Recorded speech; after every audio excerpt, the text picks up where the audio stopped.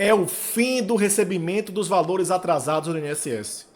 Olá, seja bem-vindo, bem-vinda ao canal Mauadier Advocacia. Sou Vinícius Mauadier, advogado previdenciário, e hoje vamos tratar desse tema muito importante para todos os segurados, que é o tema 1124 do STJ.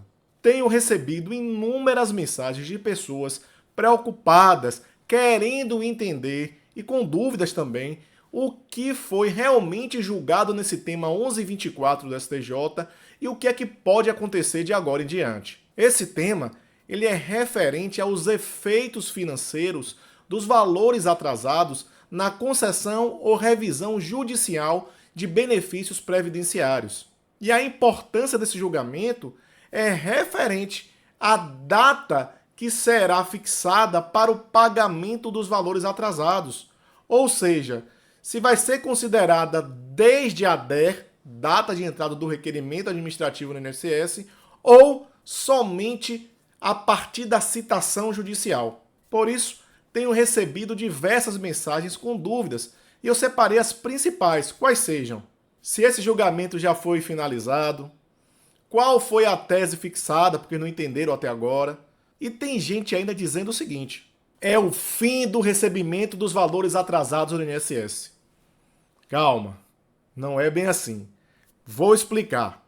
E já respondendo a primeira dúvida, o processo ainda não foi finalizado. Isso porque o ministro Paulo Sérgio, lá no STJ, ele pediu vista e com isso houve a interrupção do julgamento. Mas se você não acompanhou esse julgamento, é muito importante você entender o que é que a ministra relatora Maria Tereza fixou na sua tese. Vejamos aqui o voto apresentado pela ministra relatora. A tese por mim sugerida é: superada a ausência do interesse de agir, o termo inicial dos efeitos financeiros dos benefícios previdenciários concedidos ou revisados judicialmente será a data da citação, caso o direito tenha sido comprovado por a. documento não juntado ao processo administrativo, b. testemunha não apresentada em justificação administrativa designada para tanto, c. prova pericial após ausência de apresentação da pessoa ou coisa a ser periciada, ou qualquer forma de falta de colaboração com a perícia administrativa. D. outra prova qualquer quando incumbia a pessoa interessada a fazê-lo, sem ônus excessivo e foi conferida a devida oportunidade no processo administrativo. Como você acabou de ver, esse foi o voto antecipado da ministra relatora Maria Tereza de Assis. E de acordo com esse voto da ministra, ela sugeriu como tese o seguinte teor: superado o interesse de agir, o termo inicial dos efeitos financeiros dos beneficiários previdenciários concedidos ou revisados judicialmente será a data de citação, caso o direito tenha sido comprovado por, letra A, documento não juntado em processo administrativo. Por exemplo, pessoal, vamos imaginar que você não apresentou um PPP, por exemplo, ou então, num benefício de incapacidade, você não apresentou o relatório, o atestado médico. Porém, quando ingressou na via judicial, apresentou tal documento.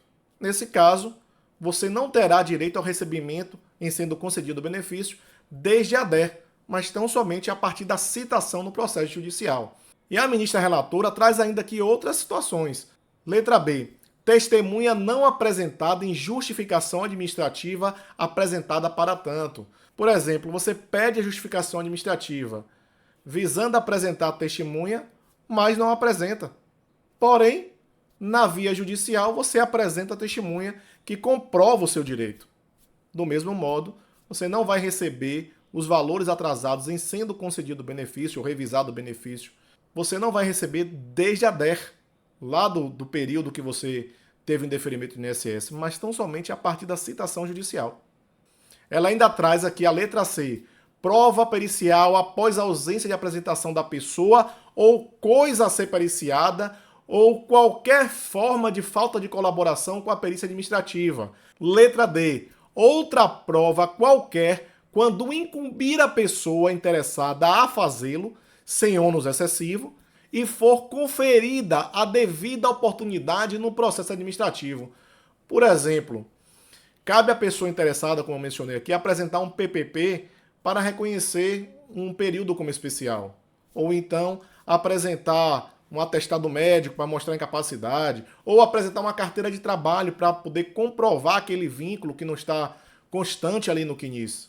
Nesse caso, o servidor, a servidora do INSS, vai abrir a solicitação de cumprimento da exigência.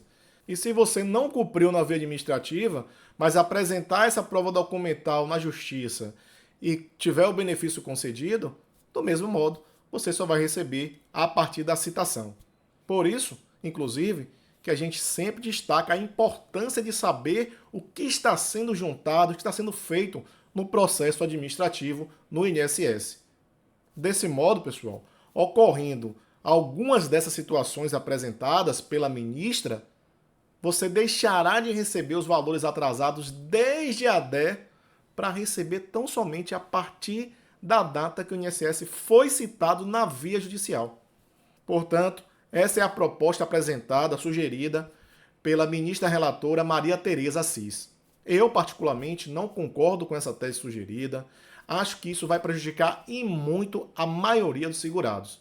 Porém, como mencionado, não há nada decidido, pois o ministro Paulo Sérgio pediu vista. E quando é que esse julgamento ele vai retornar, ele será julgado? É o seguinte, pessoal. Como o ministro Paulo Sérgio ele pediu vista, vamos ter que aguardar ele devolver os autos do processo para depois ser pautado nova data de julgamento. É possível que isso ocorra ainda esse ano, a devolução do voto vista? Sim, é plenamente possível. Porém, o julgamento para ser finalizado esse ano eu acho muito difícil, pois, como mencionado, vai levar ainda um tempo até ser pautada a nova data de julgamento. E teremos ainda o recesso forense do final do ano. Outra coisa, o lado bom, se assim podemos considerar, é que apenas a relatora adiantou seu voto. Os demais ministros não apresentaram. Todos aguardam a apresentação do voto vista do ministro Paulo Sérgio. E isso foi muito bom. E como mencionei aqui anteriormente, essa tese ela é muito prejudicial para o segurado. Aliás, eu quero destacar aqui a participação dos ilustres colegas advogados que fizeram a sustentação oral nesse julgamento, pois foram precisos, assertivos, claros ao apontarem os prejuízos que podem ser causados tanto para os segurados quanto para o próprio Poder Judiciário. Se você não viu, vou mostrar agora aqui alguns trechos dos colegas advogados que fizeram a sustentação oral nesse julgamento do tema 1124. A instrução do processo administrativo, ela não é exclusiva do segurado, porque nós estamos tratando de uma seguradora do trabalhador brasileiro e de segurados hipossuficientes, não raros trabalhadores que não têm tempo para ir às agências da Previdência Social e muito menos de fazer uma auditoria na documentação de todas as empresas pelas quais ele trabalhou. Então, é importante destacar que a legislação no todo, não só a legislação previdenciária, mas a Lei 9784 de 1999, que trata dos direitos dos administrados no âmbito federal, assegura e obriga a administração pública a ajudar na instrução do processo.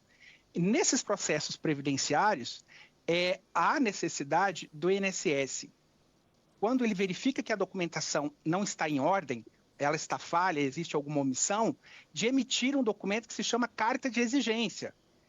O INSS, ele não pode, nos termos lá do artigo 422 do Código Civil, se valer da sua própria torpeza para deixar de pagar a prestação previdenciária prevista na Constituição Federal.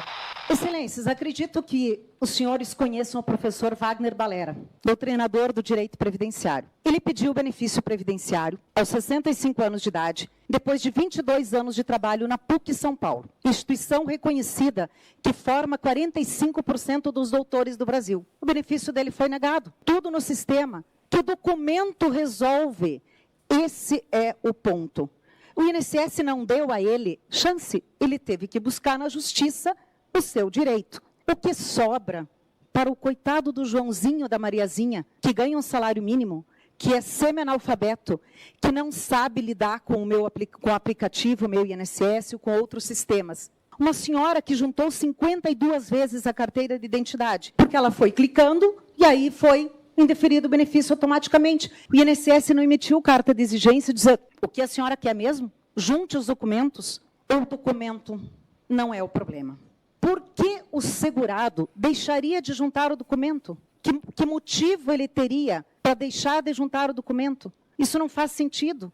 Se o INSS emite uma carta de exigência, ele junta. Mas se o INSS não emite a carta de exigência, ele não teria motivo para não juntar de logo o documento. Por que ele vai jogar contra si? E aqui tem uma outra coisa muito importante. A depender da fixação da tese, vai se jogar para o Poder Judiciário milhares, se não milhões de processos, porque as pessoas não vão mais fazer recurso administrativo, vão direto para o Judiciário, porque, afinal, é a partir da citação que vale. Lembrando, 2/3 dos benefícios indeferidos são pelo robô. Excelências, o INSS se desonerou do seu dever de informar, de esclarecer o cidadão por uma opção tecnológica. Preferiu transferir para o robô. Essa foi a escolha. E reitero aqui o que a doutora Jane acabou de falar. A depender do julgamento de hoje, o número de demandas judiciais aumentará consideravelmente. Como um advogado orientará seu cliente a fazer um recurso administrativo? Como? Se nesse recurso administrativo houver um indeferimento, 2 anos depois, e ele precisar ingressar com uma ação judicial, e ai do juiz de primeiro grau que determinar a realização de uma perícia, esse segurado perderá todo o direito aos atrasados. Então é evidente que nós vamos potencializar o ajuizamento de demandas judiciais. E isso, não só os senhores, mas nós também não queremos. Relatório do Tribunal de Contas da União. Há 15 dias, auditoria externa. É um absurdo o que o INSS vem fazendo. Não emite carta de exigência. Não sou eu que estou dizendo. Tribunal de Contas da União. Utiliza linguagem inadequada. A maioria dos benefícios indeferidos sem solicitar ao segurado a documentação completa, sem falar, é claro, no robô. E será que depois de tudo isso, que foi dito pelo Tribunal de Contas da União, nós ainda admitiremos que o INSS venha à tribuna e diga que a culpa é do segurado? É isso. E você? Qual a sua opinião? Você concorda com esse voto apresentado pela ministra relatora Maria Tereza Assis? Deixa aqui seu comentário.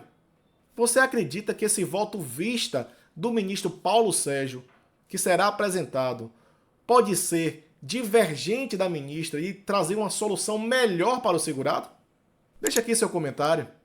Agora, peço que você deixe seu like, faça a sua inscrição se não for inscrito, ative as notificações e compartilhe esse vídeo com seus colegas de trabalho, com seus amigos e com seus parentes. Um fraterno abraço, fique com Deus e até o próximo vídeo.